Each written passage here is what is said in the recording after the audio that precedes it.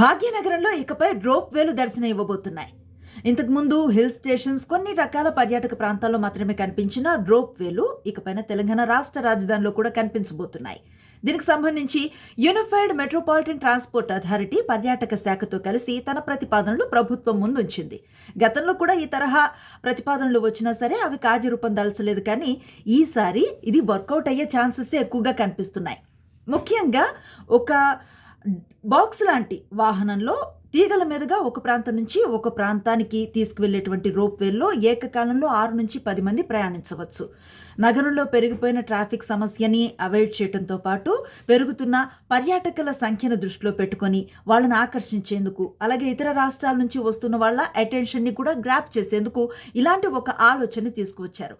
ఇది గనక కార్యరూపంలోకి వస్తే మొదట గోల్కొండ నుంచి కుతుబ్ షాహీ టూమ్స్ వరకు దీన్ని ఇంప్లిమెంట్ చేస్తారు.